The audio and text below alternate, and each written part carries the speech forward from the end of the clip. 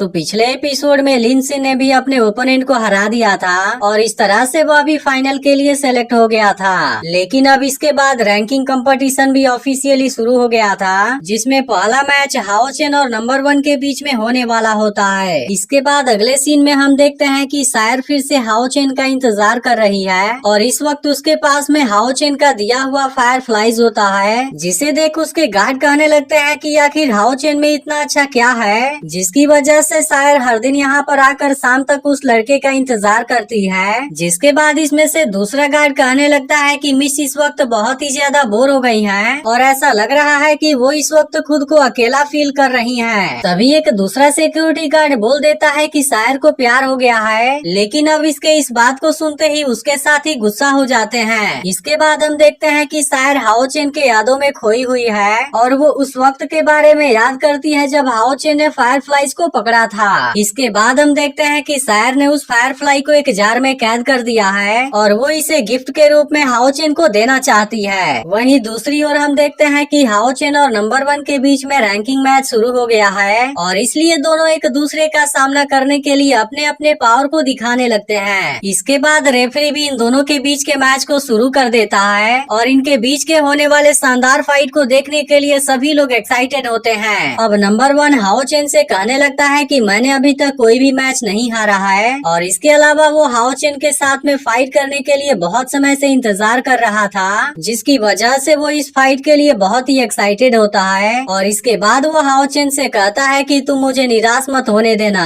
अब इस तरह से वो अपने तलवार को निकाल कर इसका सामना करने के लिए रेडी हो जाता है। अब उसके इन बातों को सुनकर हाओ चेन कहता है कि मैं भी तुम्हारे साथ में फाइट करना चाहता था और इसके बाद वो इसका सामना करने के लिए सबसे पहले हालो ऑफ फेथ स्किल को एक्टिवेट कर लेता है और इसके अलावा वो नंबर 1 की तरफ जाते हुए और 2 स्किल को भी एक्टिवेट कर लेता है, जिसे देख ली सिन पूरी तरह से हैरान हो जाती है और यहुआ से कहती है कि हाओ चेन ने एक साथ में 3 स्किल का यूज कर दिया। जिस पर यहुआ कहता है कि नंबर 1 जैसे वॉरियर का सामना करने के लिए हाओ चेन उसको सबसे ताकतवर के रूप में चैलेंज करना चाहता है। वहीं अब हाओ चेन जंप करते हुए नंबर 1 के ऊपर अटैक करने की कोशिश करता है, लेकिन हम देखते हैं कि असल में नंबर 1 भी बहुत ज्यादा पावरफुल था और वो हाओ चेन के इस अटैक को बहुत ही आसानी से रोक देता है। अब इसे देख हाओ चेन भी पूरी तरह से हैरान होता है और कहता है कि रेट्रिब्यूशन वॉरियर के रूप में उसने केवल एक तलवार का यूज किया और इसके बाद नंबर 1 हाओ चेन को दूर कर देता है। फिर हाओ चेन नंबर 1 के ऊपर कई बार अटैक करने की कोशिश करता है, लेकिन नंबर 1 उसके हर एक अटैक को बहुत ही आसानी से रोक लेता है, जिसकी वजह से हाओ चेन उसका कुछ भी नहीं कर पाता और उसे रियलाइज हो जाता है कि उसका अटैक नंबर 1 के लिए कुछ भी नहीं है। जिसके बाद हाओ चेन उसे हराने के लिए अपने अटैक की स्पीड को बढ़ा देता है, लेकिन बहुत बार कोशिश करने के बाद भी हाओ चेन उसका कुछ नहीं कर पाता और इसके बाद नंबर 1 हाओ चेन के अटैक को रोककर उसे जख्मी करना शुरू कर देता है, जिसे देख लिसिन को उसके बारे में चिंता होने लगती है। वहीं अब नंबर 1 हाओ चेन के ऊपर लगातार अटैक करना शुरू कर देता है, लेकिन हम देखते हैं कि उसके अटैक को रोकने में हाओ चेन को बहुत ज्यादा परेशानी हो रही थी और इसके बाद वो किसी तरह से खुद को उसके अटैक से बचाता है और इसी के साथ नंबर 1 के ऊपर एक पावरफुल अटैक करने की भी कोशिश करता है, लेकिन हम देखते हैं कि नंबर 1 इसके इस अटैक को भी बहुत आसानी से रोक देता है। फिर नंबर 1 हाओ चेन से कहने लगता है कि तुम अपने डिसिप्लिन वॉरियर की आइडेंटिटी ज्यादा समय तक नहीं छुपा सकते हो। इसके बाद वो हाओ चेन से कहता है कि तुम किसी पावरफुल अटैक का यूज क्यों नहीं करते। अब उसके इस बात को सुनकर हाओ चेन फिर से इसके ऊपर अटैक करने की कोशिश करता है और फिर बहुत शानदार तरीके से घूमते हुए नंबर 1 के ऊपर अटैक करने जाता है, लेकिन नंबर 1 इस बार भी उसके अटैक को बहुत ही आसानी से रोक देता है, जिसकी वजह से हाओ चेन उसका कुछ भी नुकसान नहीं कर पाता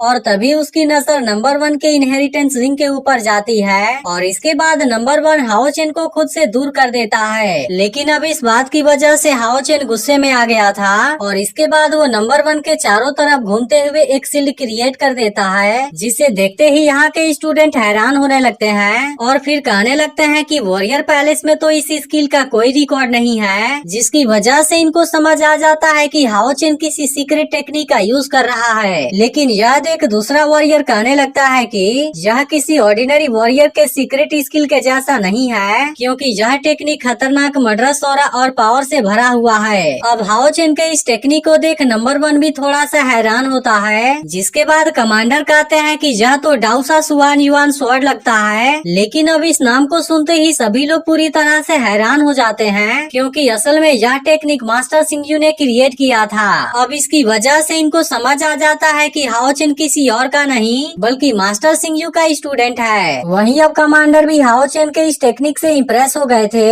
और फिर कहने लगते हैं कि उसकी fighting and killing Suyan Yuan sword अपने असली ताकत पर नहीं पहुंच पाई है, क्योंकि स्पिरिचुअल पावर के कम होने की वजह से हाओ चेन इस टेक्निक के 10वें हिस्से के पावर को भी नहीं निकाल पा रहा। लेकिन अगर यह टेक्निक मास्टर सिंह यू ने यूज किया होता तब यह वॉरियर ग्राउंड भी उसके पावर को नहीं रोक पाता। वहीं अब नंबर 1 भी हाओ चेन के इस टेक्निक की वजह से थोड़ा सा परेशान हो गया था, क्योंकि इतने स्पीड की वजह से हाओ चेन उसे कहीं भी नजर नहीं आ रहा था और इसलिए इसके बाद वो अपने पावर का यूज करके इस बैरियर को तोड़ने की कोशिश करता है। लेकिन हम देखते हैं कि इसको तोड़ पाना इतना भी आसान नहीं होता है। इसके बाद वो कहने लगता है कि हाओ चेन स्पिरिचुअल पावर के ब्लास्ट का यूज कर रहा है और ब्लेड के बवंडर को क्रिएट करके उसने मेरे हर एक एक्शन को ब्लॉक कर दिया है। इसके बाद हाओ चेन अचानक से नंबर 1 के ऊपर अटैक करने की कोशिश करता है, लेकिन नंबर 1 इस बार भी उसके अटैक को रोक देता है और फिर कहने लगता है कि तुम बवंडर का यूज करके अपने बॉडी शेप को छुपाना चाहते हो। इसके बाद हाओ चेन फिर से इसके ऊपर अटैक करने की कोशिश करता है, लेकिन इस बार भी वो इसे कुछ भी नहीं कर पाता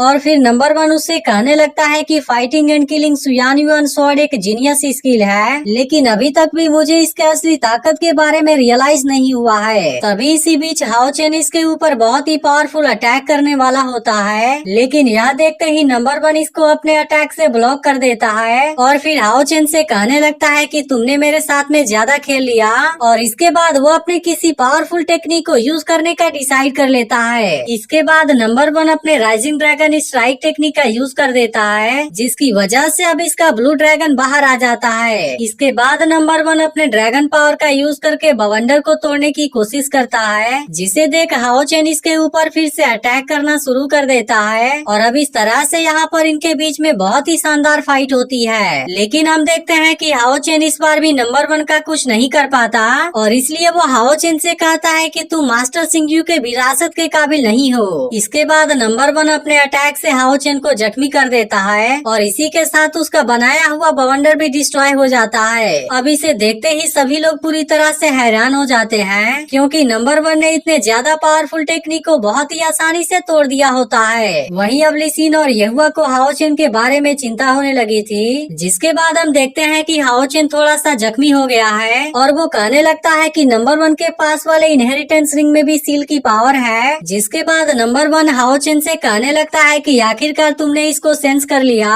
और फिर उसे बताता है कि मेरे पास भी गॉड सील वॉरियर की विरासत है। इसके बाद हमें फ्लैशबैक से पता चलता है कि नंबर 1 जिस मास्टर से मिलने के लिए गया हुआ था वो असल में उसका ग्रैंडफादर होता है, जिसको हाओ चेन और मास्टर सिंह यू के बारे में अच्छे से पता है। इसके बाद नंबर 1 हाओ चेन से कहता है कि सबसे ताकतवर डिसिप्लिन वॉरियर बनने के लिए तुम्हारे फादर हमेशा से ही मेरे टारगेट हैं, जिसके वजह से ही मैं तुम्हारे साथ में फाइट करना चाहता था, लेकिन मुझे अब ऐसा लगता है कि तुम इसके काबिल नहीं हो। और इसके बाद वो हाओ चेन के ऊपर अटैक करने जाता है, लेकिन अब यह देखते ही हाओ चेन भी उसका सामना करता है और अब इसकी वजह से इन दोनों के पावर के बीच में बहुत ही शानदार टक्कर होती है। लेकिन हम देखते हैं कि हाओ चेन बहुत कोशिश के बाद भी नंबर 1 को कुछ नहीं कर पाया था, जिसके वजह से लिसिन को हाओ चेन के बारे में चिंता होने लगी थी। लेकिन हम देखते हैं कि हाओ चेन किसी भी कीमत पर नंबर 1 के सामने हार नहीं मानना चाहता और इसलिए वो अपनी पूरी ताकत के साथ उसका सामना कर रहा होता है। लेकिन फिर भी नंबर 1 हाओ चेन से ज्यादा पावरफुल होता है, जिसकी वजह से वो उसको बहुत ही आसानी से जख्मी करना शुरू कर देता है। अब हाओ चेन को भी पता चल गया था कि नंबर 1 सच में बहुत पावरफुल है और इसके बाद वह किसी तरह से खुद को उसके अटैक से बचाने लगता है। अब इसका अगला पार्ट भी कुछ देर में अपलोड हो जाएगा, लेकिन अगर आपने इसके पिछले एपिसोड को मिस कर दिया हो तो लेफ्ट वाली वीडियो जरूर देख लेना